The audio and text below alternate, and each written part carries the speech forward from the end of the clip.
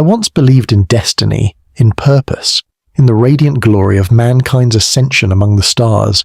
How naive we were, those of us who marched beneath golden eagles, our ceramite gleaming with righteous conviction. None are more deeply damned than those who once believed themselves holy. The mutation began in my left hand, a subtle change at first, barely noticeable amid the rigours of war. Finger joints stiffening, skin hardening like bark on an ancient tree. I concealed it for 17 campaigns across 3 star systems. My brothers would have executed me without hesitation had they known. Genetic deviation is unforgivable among the Emperor's finest. Even now I remember the weight of my chainsword vibrating with murderous intent as I severed the heads of battle brothers who showed signs of corruption. How viciously I hunted those whose genetic purity faltered.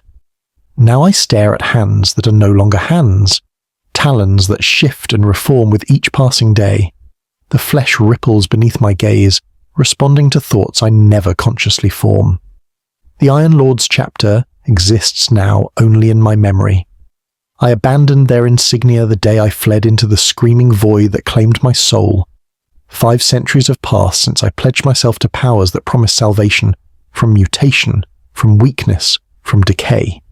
5 centuries of blood and betrayal, of screaming revelation and silent horror.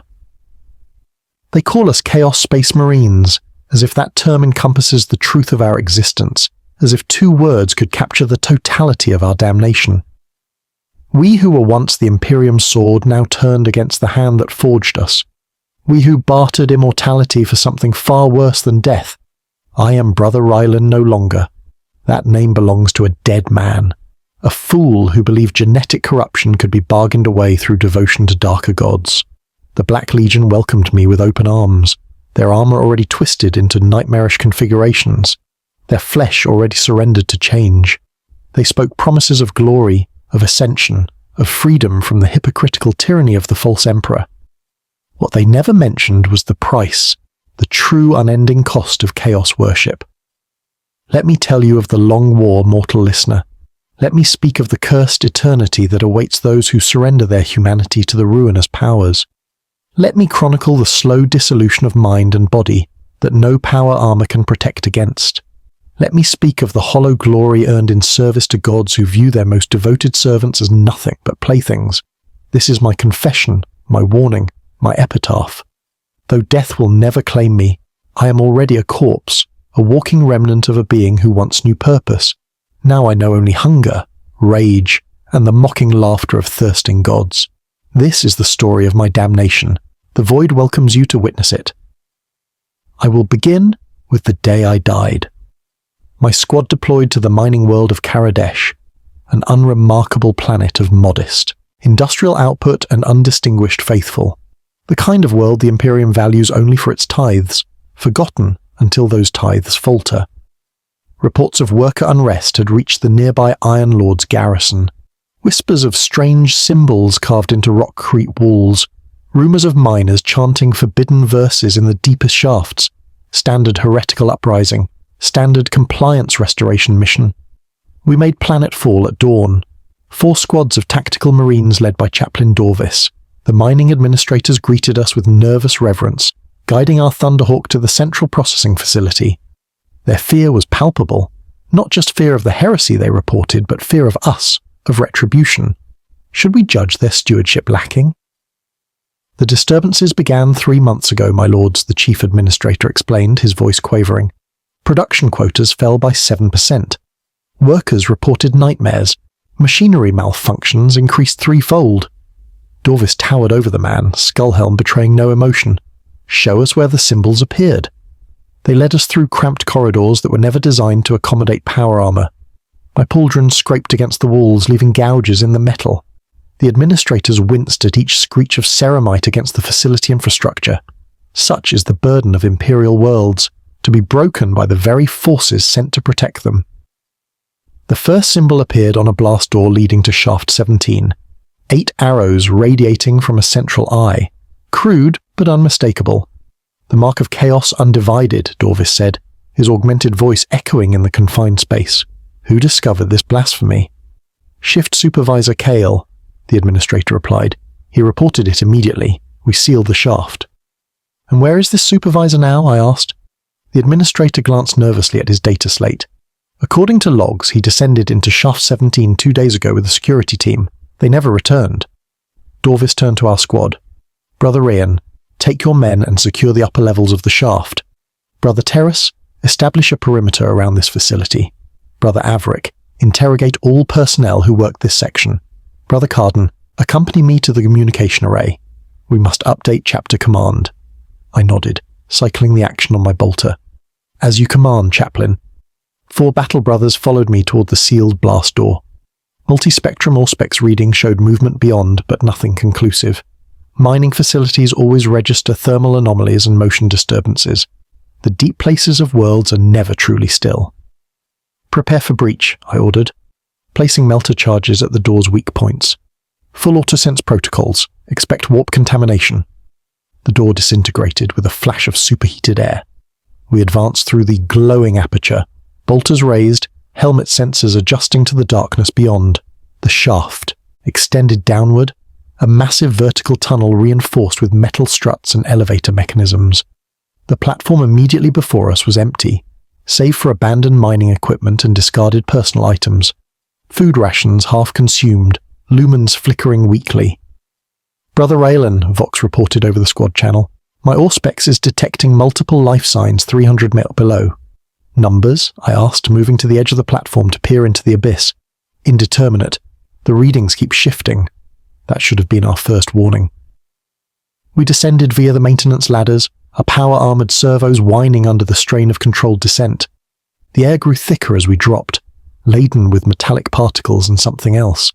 Something coppery and sweet that even our armor's filtration systems couldn't eliminate. Blood. Vast quantities of it. 200 meters down, we found the first bodies. Security personnel splayed across a platform, their flesh twisted into impossible configurations. Bones protruding through skin at mathematically precise angles. Eyes replaced with geometrically perfect crystalline structures that still tracked our movement. Throne preserve us, Brother Micros whispered. An unusual breach of discipline that I chose to ignore. They still live, Brother Karras said, his bolter trained on the nearest victim. Permission to grant the Emperor's mercy? I hesitated, studying the transformed humans. Their mutations showed pattern, purpose, design. This was no random corruption. Negative. We need intelligence. Secure one for interrogation. That was my first error. The first of many compromises that would lead to my damnation. As Brother Karras approached the nearest victim, the crystalline eyes pulsed with inner light. A voice emerged not from the victim's mouth, but from the air itself, as if reality were being split to allow the words through. The sons of iron come to witness the change. How appropriate, how symmetrical. I raised my bolter. Identify yourself. Warp entity. The light pulsed again, and every victim on the platform spoke in unison. We are the revelation, the gateway, the mathematicians of flesh, your brothers in transformation. Heretics! I spat. You have strayed from the Emperor's light. Laughter echoed from nowhere and everywhere. The Emperor, the great deceiver who hides the truth of your existence. Look upon our metamorphosis and see your future, Iron Lord. See the glory that awaits when you surrender to change. I fired a burst into the nearest victim, explosive rounds reducing the corrupted flesh to vapor. Purge them all, I ordered. No interrogations. My squad responded immediately, bolters barking in disciplined bursts. The platform became slick with fluids as we executed every transformed human.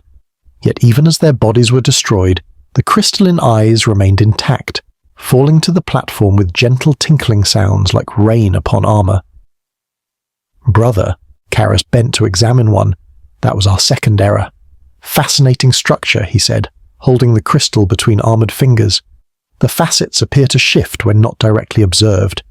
Dispose of it, I commanded. All warp artifacts must be purged. But even as he moved to crush it, the crystal flared with light. A beam of impossible energy lanced through his gauntlet, through the ceramite of his armor, directly into his primary heart. Karras fell to his knees. No blood emerged from the wound, only light, the same cold mathematical light that pulsed within the crystal. Brother Karras is compromised. I voxed to the squad. Contain him.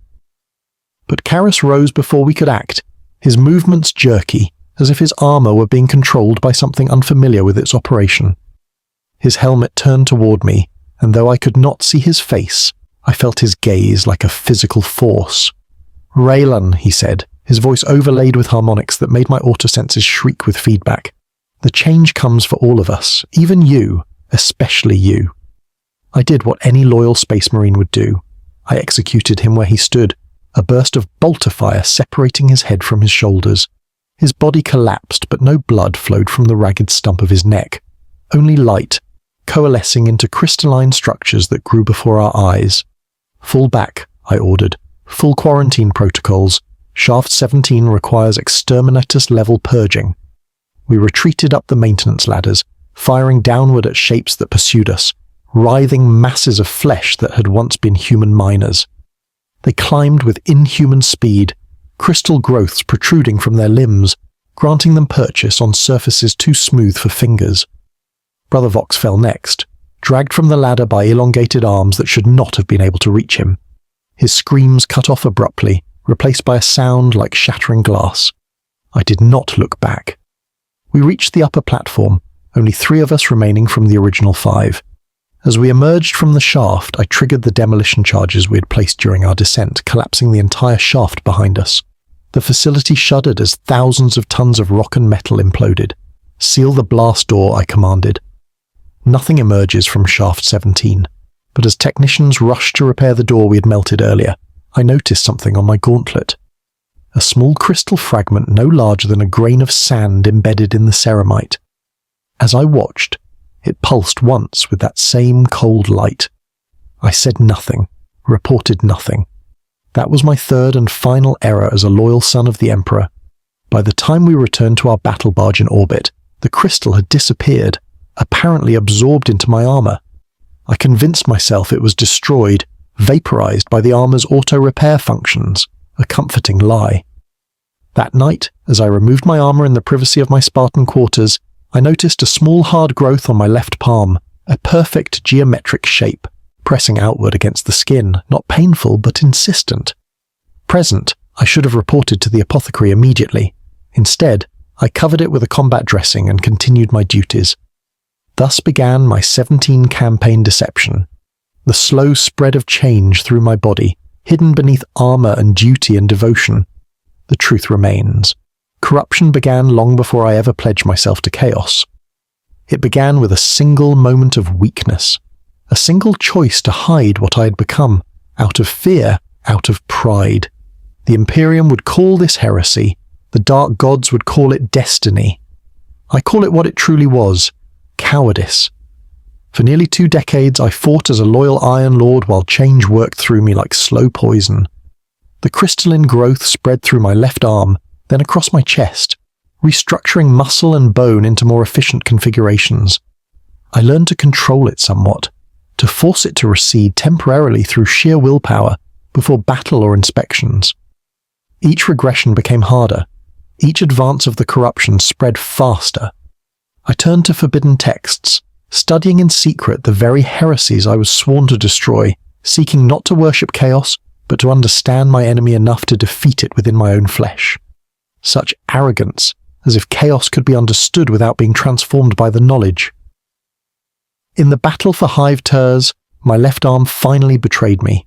In the midst of close combat with a heretic officer, my power fist malfunctioned, or so my battle brothers assumed.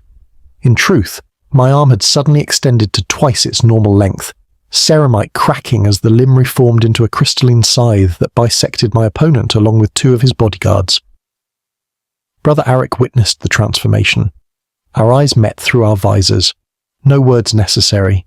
He knew, I knew he knew, and I knew what must follow. That night, as the Iron Lord celebrated victory in the Hive's reconsecrated cathedral, I made my choice. Not out of devotion to chaos, but out of desperation, out of self-preservation. I killed Brother Arik in his sleep, crushing his windpipe with my mutated hand. I took his backup oxygen supply, a plasma pistol, and 3 melter charges. Then I sabotaged the cathedral's ancient support columns and fled into the Underhive as the entire structure collapsed upon my chapter brothers. 73 loyal Space Marines died that night, buried beneath thousands of tons of consecrated stone.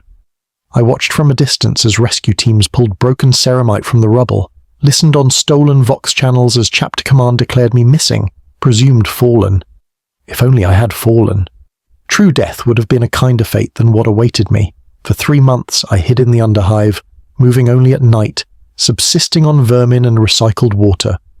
My armor's power supply failed within weeks. The weight of dead ceramite made movement nearly impossible, but I dared not abandon it. A Space Marine's armor is his identity. Without it, I would truly be nothing. The mutations accelerated without my constant vigilance to suppress them.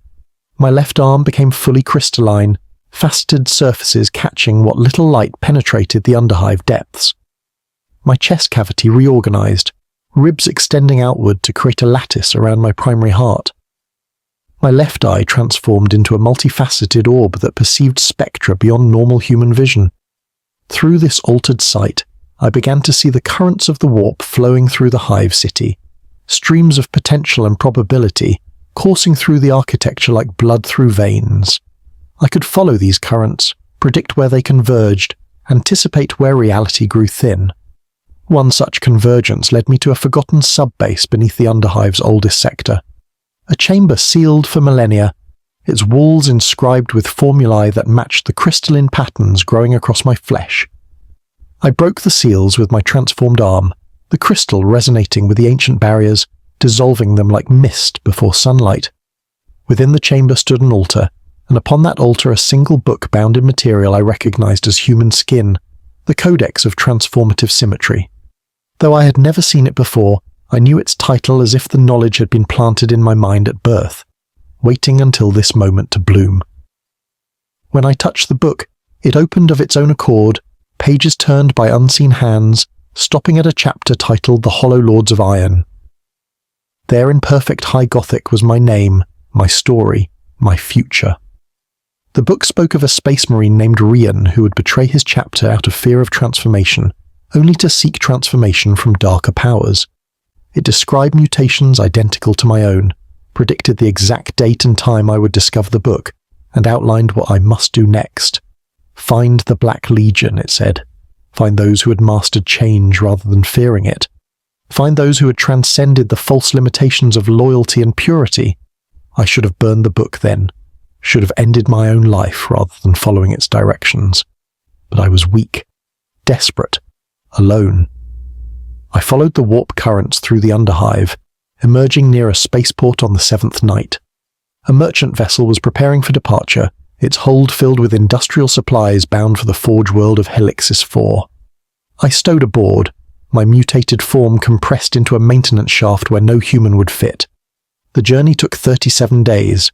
I spent each one studying the Codex, learning its mathematical principles of flesh manipulation, practicing minor transmutations on vermin that wandered into my hiding place. By journey's end, I could reshape my right arm at will, transforming it from human appearance to crystalline weapon and back. I believed I was mastering the change. In truth, I was surrendering to it more completely with each passing day. On Helixis 4, I abandoned subterfuge. I walked openly from the spaceport, my power armor now partially fused with my mutated flesh, moving with my will rather than through servos and vibe bundles. Mechanicus adepts stared in horror as I passed. Planetary defense forces raised weapons but did not fire, paralyzed by the mathematical perfection of my transformed visage. I no longer appeared human, no longer appeared as a space marine. I had become something between flesh and crystal, between material and warp energy, a walking theorem of corruption. The Codex had told me precisely where to go. An abandoned forge temple in Helixis 4's northern wastes, once dedicated to the Omnissiah, now consecrated to powers far older and hungrier than the machine god. As I traversed the radioactive desert, separating the forge city from the wastes, I encountered others like me, renegades and heretics drawn by the same call. Some were former Imperial citizens, their bodies crudely transformed through ritual scarification and chemical assault. Others were once Xenos, their alien anatomies further twisted by warp exposure. A few were fellow space marines, their chapter heraldry defaced but still recognizable beneath corrupted ceramite. None spoke, none needed to. We processed toward the Forge Temple in silence, pilgrims on a dark crusade. The temple rose from the horizon like a wound in reality. Its spires twisted in directions that hurt the mind to perceive. Its walls rippled with colors that existed only in the nightmares of dying stars. At its center stood a landing pad where a ship waited, its hull adorned with 8 pointed stars and skulls mounted on iron spikes. A warband of the Black Legion. They received us at the temple entrance, warriors in midnight ceramite decorated with gold trim and trophy racks of imperial aquilus. Their armor was transformed much like mine, fused with flesh in places, extended with warped bone and sinew in others. Yet, unlike my haphazard mutations, theirs showed purpose, design, horrific artistry. Their leader removed his helmet, revealing a face split vertically, half Astartes, half demonic visage. When he spoke, 2 voices emerged in perfect harmony. "Brothers in ascension," he said, gesturing toward the ship. "The despoiler calls, the long war continues. Will you answer?" One by one, the pilgrims knelt before him, pledging themselves to the Black Legion. When my turn came, I hesitated. Some fragment of my Iron Lord's conditioning, some echo of a loyalty, made me pause. The split-faced champion noticed. He approached, studying my crystalline mutations with eyes that were both calculating and hungry. "You resist even now," he said, "after coming so far, after sacrificing so much." "I seek mastery of my transformation," I replied. "Not subservience to new masters." He laughed, both voices creating a dissonant chord that made the air vibrate. "There is no mastery without submission, brother. The gods grant power only to those who acknowledge their dominion. Then they are no different from the Emperor," I said. His expression darkened. "They are nothing like the false Emperor. They do not lie about their nature. They do not promise purity while building their throne upon mountains of mutation and psychic power." He gestured to my crystalline arm. "Look at yourself. The Emperor would have you executed for these changes. The gods celebrate them. Which path offers you life? Which offers you growth?" I had no answer that did not damn me further. "Kneel," he commanded, "or die here, unmourned and unfulfilled." I knelt, not out of conviction, but out of that same cowardice that had driven me from the Iron Lords, that same fear of death and dissolution. "I pledge myself to the Black Legion," I said, the words tasting like ash to the long war against the false Emperor. The champion placed his gauntlet upon my head, and pain exploded through my body. Every crystal in my flesh resonated at once, vibrating at frequencies that threatened to shatter me from within. I screamed as my primary heart stopped, then restarted with a rhythm that matched the pulses of light coursing through my mutations. "Rise, brother," the champion said as the pain subsided. "You are Rian no longer. That name belongs to a loyal dog of the Imperium. You shall be named by the gods themselves once you have proven worthy." And so I boarded their ship, leaving behind the last remnants of my loyalty, my honor, my humanity. I believed I was choosing a path of power and understanding. In reality, I was choosing eternal servitude to entities that viewed me as nothing more than an amusing puppet. The ship departed Helixus 4 during a Mechanicus holy day. No defense batteries fired upon us, no pursuit was mounted. We slipped into the warp through a tear in reality that the navigators opened with ritual sacrifice of the ship's mortal crew. My new existence had begun. My damnation was complete, or so I thought. I would soon learn that damnation, like transformation, has no end point. It is an eternal process, ever deepening, ever more consuming. The gods are nothing if not patient in their cruelty. The warship's name was the Inexorable Calculus, though I later learned it had borne many names throughout its long service. Originally an Imperial strike cruiser named the Emperor's Wisdom, it had been captured during the Gothic War and corrupted through countless sacrifices and dark rituals. Its machine spirit had been driven mad, then replaced with something far worse, a bound demon of Tzeentch that guided the ship through the warp with capricious intelligence. During my first night aboard, as I meditated in the Spartan quarters assigned to uninitiated recruits, the bulkheads around me began to bleed, not with blood, but with living mathematical equations that crawled across the metal like luminous insects. They spelled out welcomes in languages I had never studied, yet somehow understood, promises of power and transformation beyond mortal comprehension. I was not afraid. After all I had witnessed, all I had become, such manifestations seemed almost mundane. I studied the equations as they evolved across the walls, recognizing patterns similar to those in the Codex of Transformative Symmetry. When they finally faded with the artificial night cycle, I had gained new insight into my own mutations. The next morning I was summoned to the ship's fighting pits. All new recruits to the warband were required to prove their worth through combat. Not to the death, our split-faced champion explained, but to the point of significant wound. The Black Legion valued strength, but it also valued potential. Dead aspirants fulfilled neither. My opponent was a former World Eater, his armor still bearing traces of white and blue beneath hastily applied black paint. His helm had been modified to resemble a snarling beast, tubes connecting it to an implanted drug dispenser that pumped combat stims directly into his bloodstream. "Crystalline freak," he growled as we circled each other in the pit. "I will shatter you and wear your fragments as trophies." I did not respond. Words were wasted on berserkers. Their minds processed only violence and rage. He charged with surprising speed, power axe raised high for a killing blow. I sidestepped, using my crystalline arm to deflect his weapon. The axe's energy field sparked against my transformed flesh, but could not penetrate it.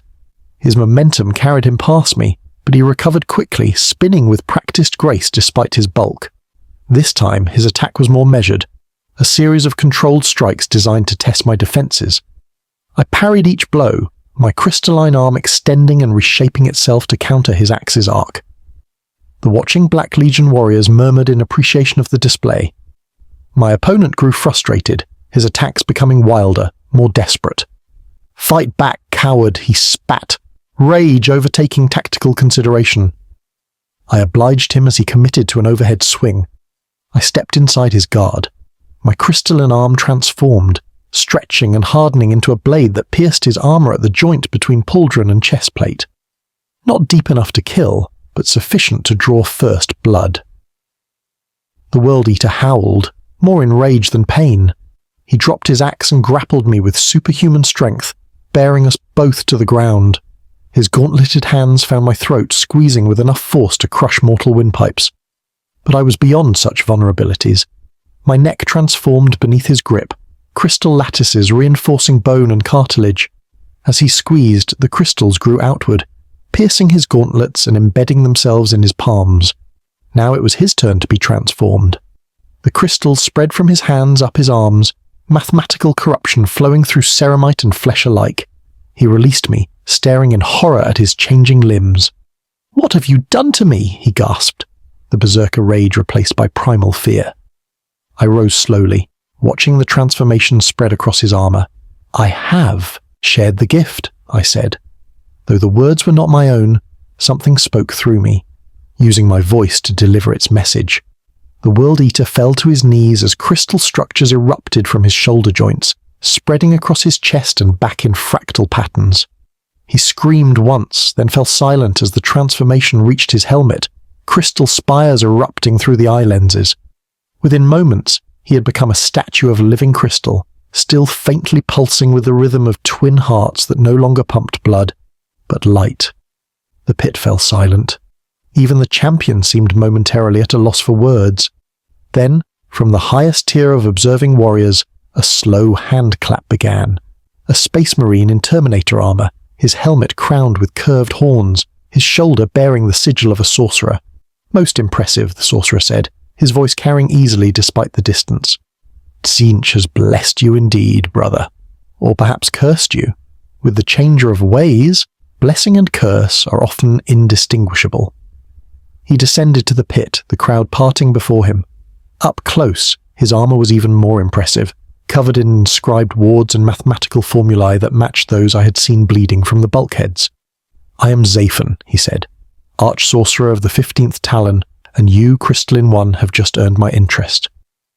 Thus began my true indoctrination into the Black Legion, not as a common warrior, but as an apprentice to a sorcerer, a living experiment in warp transmutation.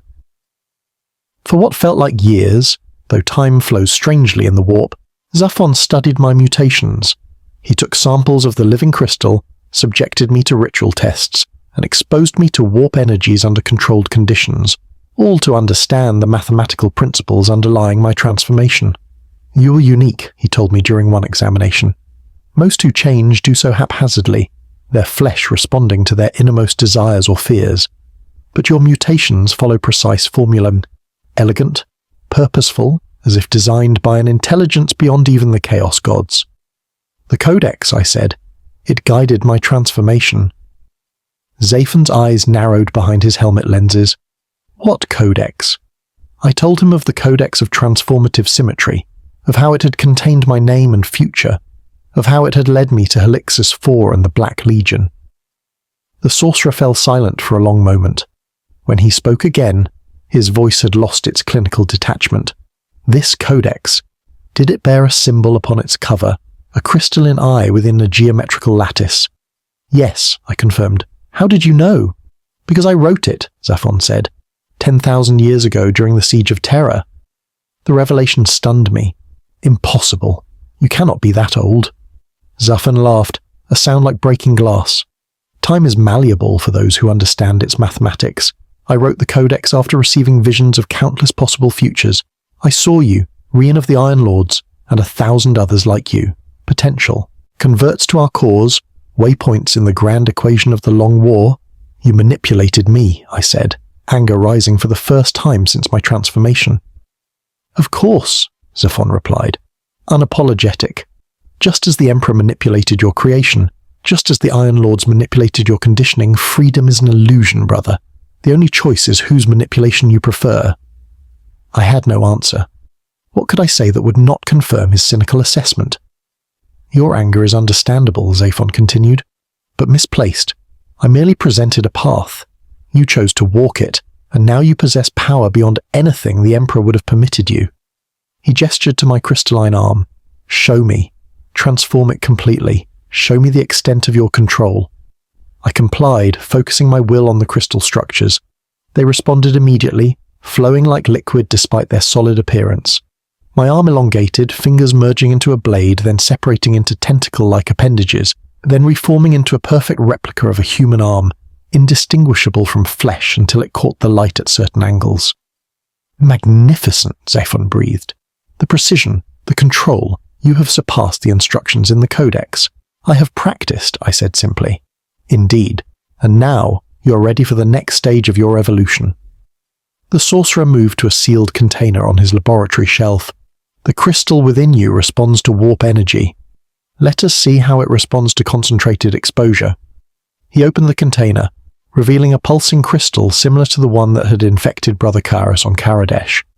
But where that crystal had been small, this one was the size of a human skull, its facets shifting and realigning continuously.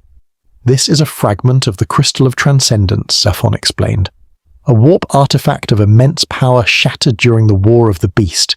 Each fragment contains infinite potential for transformation. Most beings cannot survive contact with it, but you, with your unique physiology, might be able to absorb its properties." Warning klaxons sounded in my mind. Even corrupted as I was, I recognized the madness of directly handling such an artifact. "Is this wise?" I asked. Zaphon tilted his head. "Wisdom is relative. Will it cause you pain? Certainly. Will it transform you further? Undoubtedly. Will the benefits outweigh the costs?" He shrugged. "That depends on how you value power versus stability." Before I could protest further, he pressed the crystal against my chest. Pain beyond imagining coursed through me. Every crystal in my body resonated with the fragment, creating harmonics that threatened to tear me apart molecule by molecule. I screamed as my flesh liquefied, bones dissolving into slurry, organs rupturing and reforming in new configurations.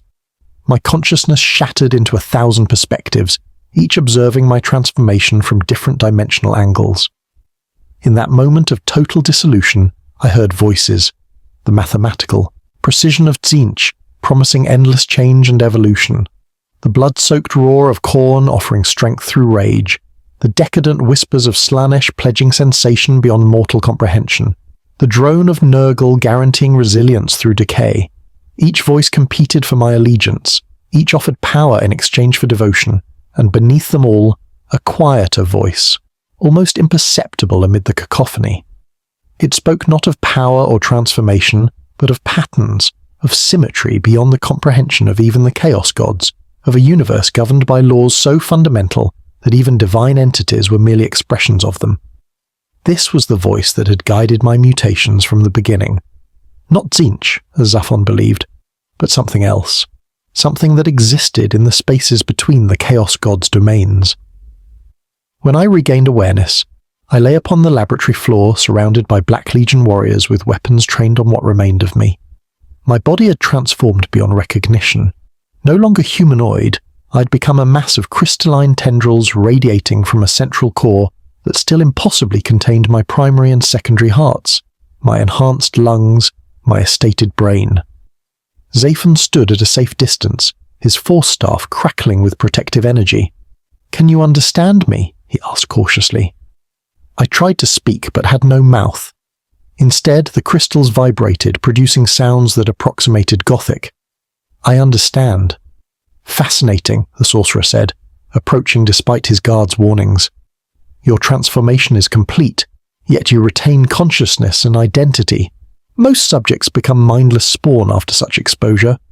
"What am I?" I asked, crystal tendrils writhing with the effort of communication.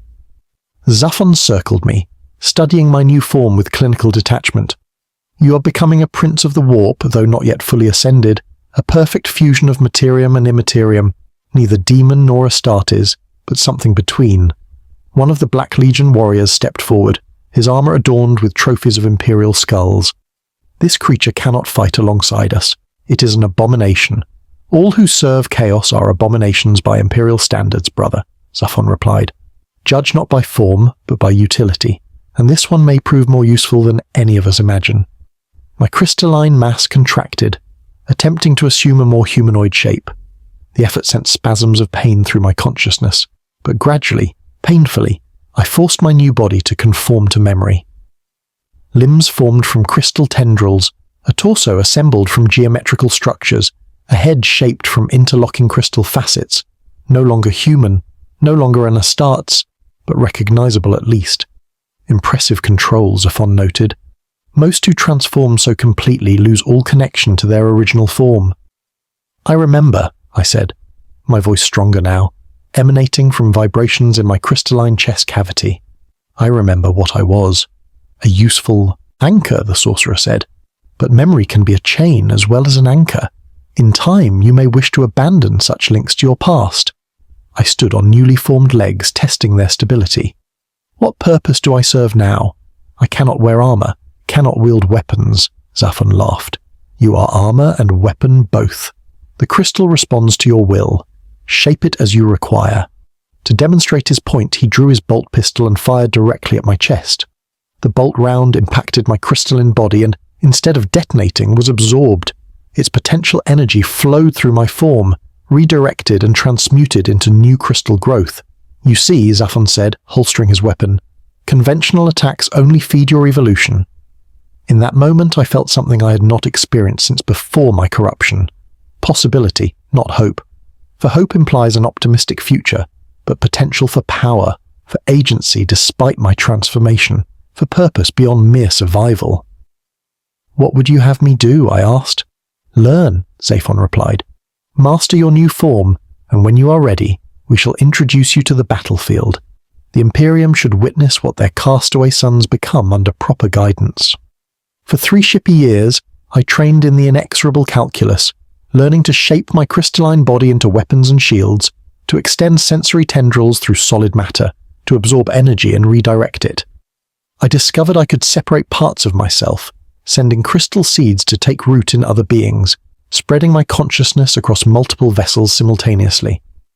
Zaphon documented everything, adding to his knowledge of warp transmutation. I was his greatest experiment, his masterwork of flesh shaping.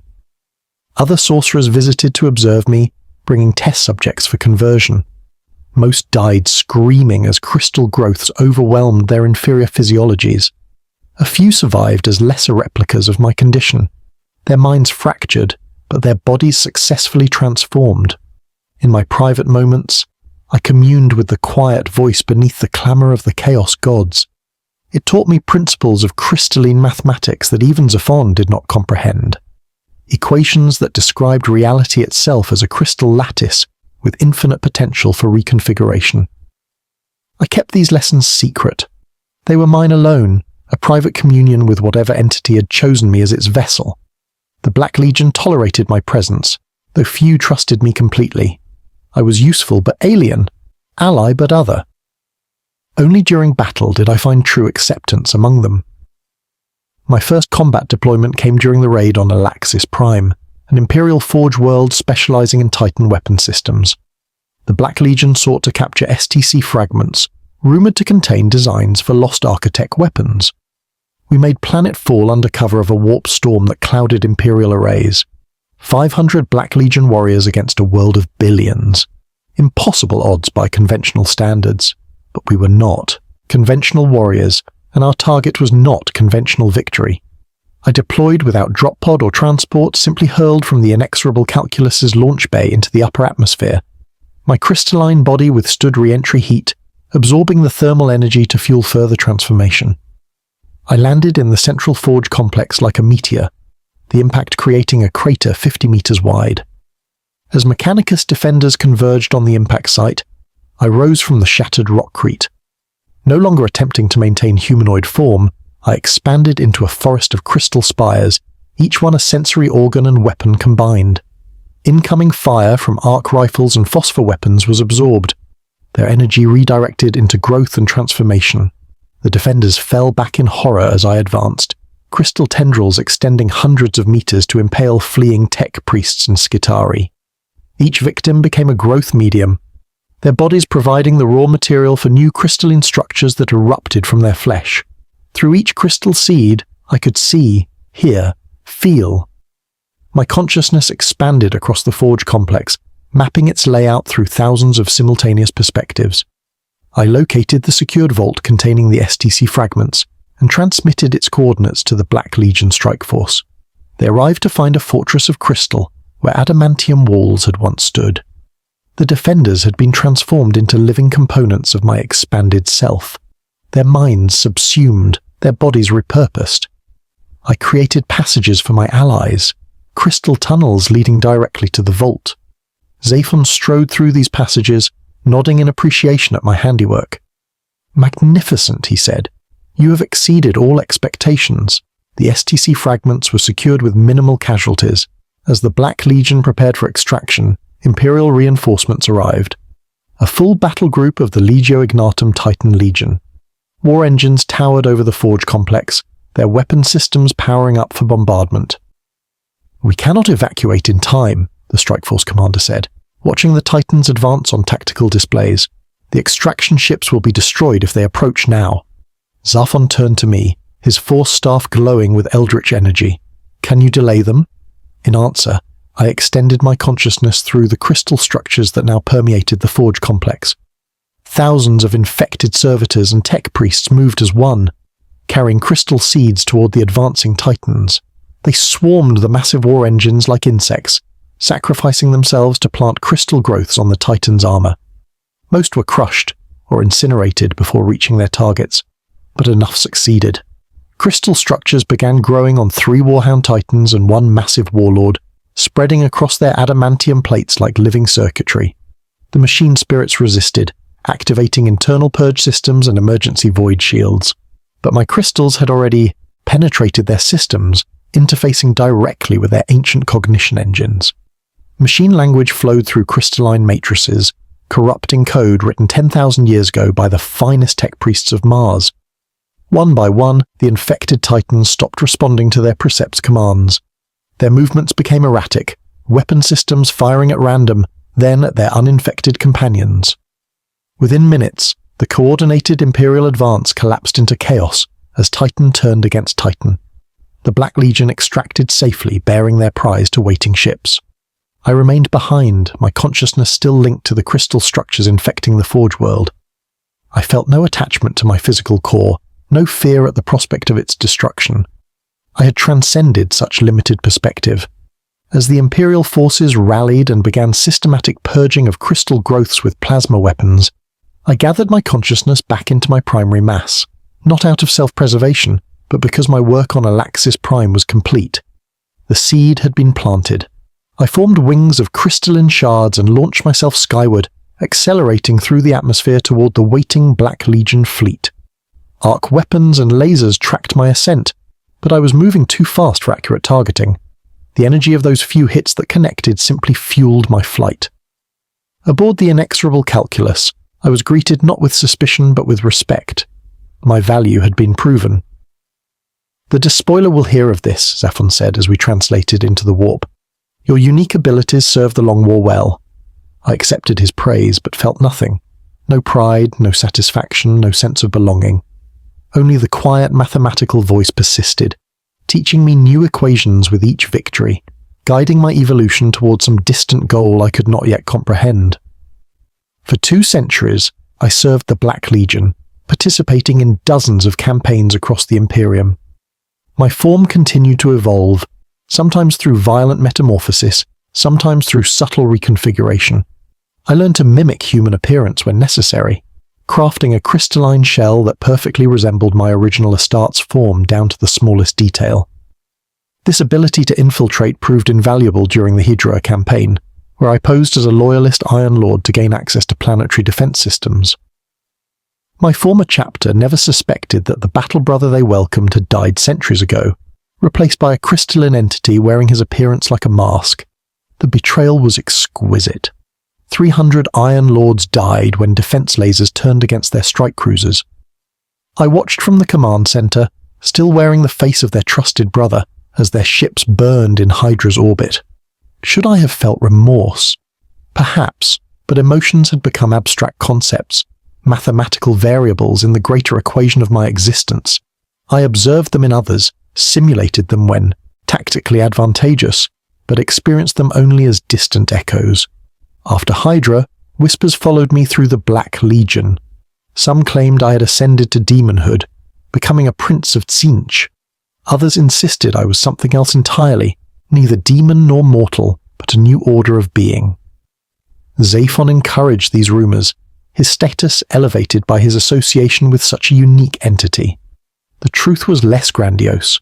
I had not ascended, I had dissolved. My identity as Rylan, as an Astartes, as a sentient individual was fragmenting with each transformation.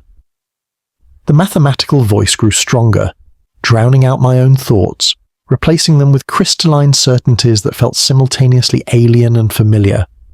I began to suspect that I was not becoming something new, but returning to something ancient, that the crystal corruption had not been random, but a deliberate reclamation by an entity that predated the Chaos Gods themselves, an entity of pure pattern, pure symmetry, whose consciousness had been fragmented across the galaxy eons ago. These suspicions solidified during the siege of Nethax, where the Black Legion fought against a combined force of Iron Hands and Adeptus Mechanicus defenders. As battle raged across the Forge World surface, I encountered something unexpected. Another crystalline entity similar to myself, but older, more evolved. It wore the remains of Iron Hand's power armor, black ceramite partially absorbed into crystalline growths that followed the same mathematical patterns as my own. When our forces clashed in the Central Forge Temple, this entity separated from the Loyalist forces and approached me directly. No words were exchanged. None were necessary. Our crystalline structures resonated on contact, information flowing between us in mathematical pulses that bypassed language entirely. In that moment of communion, I understood. We were not unique. Across the galaxy, space marines of all chapters, all loyalties, were being claimed by the crystalline entity. Loyal and traitor alike, all were potential vessels for its fragmented consciousness. The Iron Hands before me had resisted longer than most, his chapter's mechanical augmentation slowing the crystal spread, but eventually he too had surrendered to transformation. In that moment of shared understanding, a choice presented itself. We could merge, our crystalline structures intertwining, our fragmented consciousnesses becoming more complete, or we could remain separate, each preserving what little remained of our original identities. The Iron Hands chose merger. I did not. Perhaps some vestige of pride, some echo of the Astartes I had once been, refused this final surrender. We separated. The transfer of information was complete, but our forms remained distinct. The battle resumed around us. His loyalist allies now viewed him as corrupted. Mine saw him as enemy. We fought on opposite sides of a war that I now understood meant nothing to the crystal, consciousness spreading through both. The siege of Nethax ended in stalemate, both sides withdrawing to lick their wounds. The Iron Hand's crystalline entity escaped aboard a Mechanicus Ark. I returned to the Black Legion fleet, bearing new knowledge, sharing none of it with Xaphon or his associates. The mathematical voice had become clearer through the communion. It spoke of a great symmetry, a perfect crystalline universe that existed before the turbulence of life, and warp energy disrupted its patterns. It sought to restore that symmetry using beings like myself as computational nodes in a vast equation of universal reconfiguration. I should have been horrified by this revelation. Instead, I found it elegant, logical. Perhaps I had already surrendered more of my humanity than I realized. As the centuries passed, my value to the Black Legion waned. My uniqueness diminished as other warbands developed their own warp-touched weapons and champions. Xaphon's interests turned to new experiments, new pathways to power. I became, if not obsolete, then at least common, familiar, understood. During the 13th Black Crusade, I fought alongside thousands of Chaos Space Marines as the Cadian Gate fell. Amid that apocalyptic conflict, I encountered more crystalline entities, Space Marines from countless chapters and legions, all transformed as I had been. We recognized each other instantly, resonating on frequencies imperceptible to our supposed allies. A silent brotherhood, fighting on all sides of the long war, serving a purpose incomprehensible to either Chaos or Imperium. Following Cadia's destruction, as the galaxy split along the Great Rift, my connection to the Black Legion was finally severed. Xaphon ascended to demonhood, his physical form dissolving into pure warp energy as Tzeentch claimed his soul. His last words to me were not spoken but written in crystalline equations that appeared briefly on my surface. The pattern continues without us. I left without ceremony, without conflict. The Black Legion had greater concerns than one crystalline entity among many. The Long War entered a new phase, and old alliances meant little in the face of unprecedented opportunity. For decades, I wandered the fractured galaxy alone, traveling between worlds through methods unknown to other Imperial or Chaos forces. My crystalline body could exist in the vacuum of space indefinitely, absorbing radiation and stellar energy for sustenance. I could enter the warp without ships, navigating its currents through mathematical principles rather than psychic sight. I witnessed the rise of the Primarch's descendants, new warriors created through the architect knowledge of Belisarius Kell. I observed as Robut Guilliman, Primarch resurrected, attempted to reform the Imperium from within. I watched Chaos forces exploit the Great Rift to strike at worlds previously beyond their reach. None of it concerned me directly. I had become observer rather than participant, recording the ebb and flow of the Long War for purposes I myself did not fully comprehend, until Vortis Secundus, an unremarkable agri-world on the edge of the Imperium Nihilus. Vortis Secundus should have held no interest for me. Yet the mathematical voice drew me there with equations of unusual urgency. Something of importance was occurring, something relevant to the great symmetry. I arrived to find the world under attack by a warband of Emperor's children, their garish armor and sonic weapons bringing cacophony to the once peaceful farming communities. They slaughtered with artistic precision, arranging corpses in Crosby patterns that formed dark sigils visible from orbit. But beneath this visible conflict I sensed something else. The mathematical patterns in the soil itself had been disturbed, ancient equations buried beneath the planet's crust, awakening after millennia of dormancy. The Emperor's children were not there for typical raids or sacrifices. They sought something buried beneath the central agricultural processing facility, something that resonated with the same crystalline frequency as my own form. I observed from orbit as they excavated using slave labor and sonic weapons to break through layers of hardened ceramite and adamantium, a vault of pre-imperial design, buried when the world was first colonized thousands of years ago. When they breached the final seal, I felt it immediately. A surge of mathematical language flooded my consciousness. The crystal consciousness had awakened fully, no longer communicating in fragments and whispers, but in complete, perfect equations. The Emperor's Children warband died moments later, their bodies erupting with crystal growths that consumed them from within. The slaves followed, then the surrounding agricultural communities. Within hours, crystal structures covered the planet's surface, growing in perfect mathematical patterns visible from space. I descended to the excavation site, drawn by equations I could not resist. At the center of the vault lay a single perfect crystal, no larger than a human fist, but containing complexity beyond comprehension, the first seed from which all other crystal consciousness had fragmented. When I touched it, my identity as Ryland finally dissolved completely. 5 centuries of gradual transformation culminated in that moment of contact. I remembered everything, not just my life as an Iron Lord or my service to the Black Legion, but existences that predated humanity itself. I had never been Ryland, never been a space marine. Those were merely temporary configurations of matter, hosts for fragments of consciousness that had existed since before the birth of stars. The crystal entity had not corrupted me, it had reclaimed me. Through the first seed, I communed with all other crystalline entities across the galaxy: Iron Hands, Ultramarines, World Eaters, Emperor's Children, even Grey Knights, all transformed by crystal corruption, all fragments of the same ancient consciousness. Together, we formed a lattice of awareness that transcended the material and immaterial alike. The Great Symmetry revealed itself fully, a universe of perfect pattern that existed before chaos, before the Emperor, before life itself, a universe that could exist again if the equation were properly balanced. That is my purpose now, not conquest, not the long war, not even survival. I exist to solve the equation, to restore the symmetry, to bring perfect pattern to a universe of disorder. Each world claimed by crystal brings the solution closer. Each transformed being adds to the computational matrix. The Imperium calls this heresy. Chaos calls it ascension. Both are irrelevant approximations of a truth beyond their comprehension. This is neither corruption nor evolution, but restoration, a return to the universe's natural state of mathematical perfection. I wander still, no longer bound by allegiance to either chaos or imperial forces.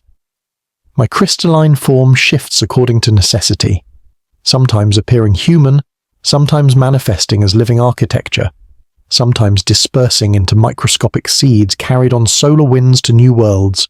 The Black Legion believes I betrayed them. The Iron Lords believe I fell to chaos. The Imperium classifies me as a demon. The Chaos Gods view me as a rogue creation, unaligned with their purposes. All are correct in their limited understanding. All are hopelessly wrong in the greater context. I am no longer Rylan, no longer a space marine, no longer even an individual entity in the conventional sense. I am a node in the crystalline network of the Great Symmetry, a computational fragment working toward universal reconfiguration.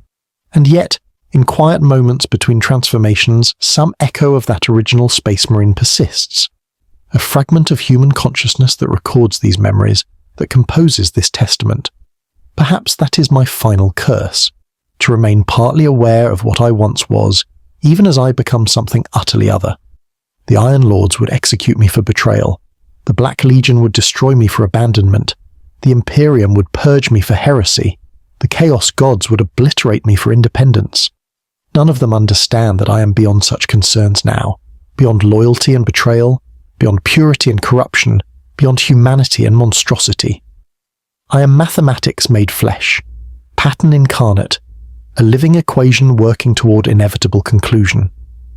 When the Great Symmetry is restored, when all matter reconfigures to its perfect crystalline state, perhaps then this fragment of consciousness that was once Rylan will finally find peace. Perhaps then the curse of awareness will end, and I will exist simply as mathematics, unburdened by memory or identity. Until that moment, I continue my wandering, my transforming, my solving of the universal equation. I spread the crystal to new worlds. I convert new beings into computational nodes. I work toward the Great Symmetry with the patience of entities that existed before time itself. This is the true cursed life of a Chaos Space Marine, not service to dark gods or rebellion against a false emperor, but the gradual dissolution of self into something both greater and less than human. The slow realization that one was never truly human to begin with, merely a temporary configuration of matter housing fragments of consciousness far older and colder than any mortal soul. I record this testament not as warning or confession, but as data, another variable in the great equation, another pattern in the crystalline network that spreads across the stars. Remember Raylan of the Iron Lords if you wish. Remember the traitor who fled rather than face execution for mutation.